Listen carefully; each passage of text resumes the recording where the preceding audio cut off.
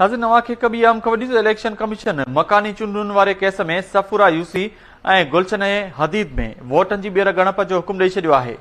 अवांखे update कयूं त election commission Karachi में मकानी चूंडुनि दौरान केस जी ॿुधणी कई वई हुई। अवांखे ॿुधायूं त सफूरा यूसी ऐं गुलशन हदीद में वोटनि जी ॿीहर ॻणप जो हुकुम ॾेई छॾियो आहे।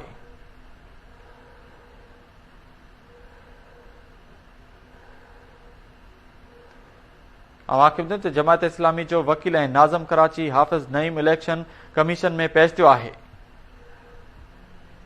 इन हवाले सां वधीक तफ़सीलनि लाइ सां लाइन ते मौजूद आहे इस्लामाबाद मां केटी न्यूज़ जो रिपोर्टर इब्राहिम कुंबर। जी इब्राहिम, अपडेट कजो।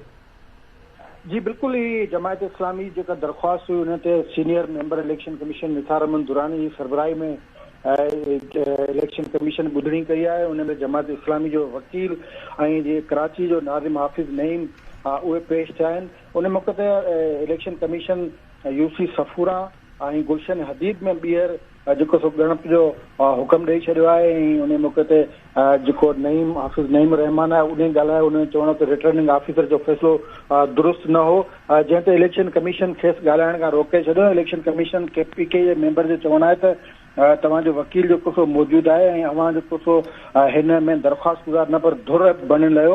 उन मौक़े ते इलेक्शन कमीशन ॿिन्ही यूसीज़ में ॿीहर ॻणप जो हुकुम ॾिनो आहे। इलेक्शन कमीशन जो चवणु आहे त असां जेको सो RO खे मुअतल बि कयो, नतीजा बि मुअतल कया आहिनि, कंहिंखे बख़्श न कंदासीं ऐं हाणे ही जेके ॿ यूसीज़ आहिनि इन्हनि ते ॿीहर ॻणप करे रिपोर्ट ॾिनी वञे। जी वॾी महिरबानी अपडेट करण लाइ इब्राहिम कुंबर।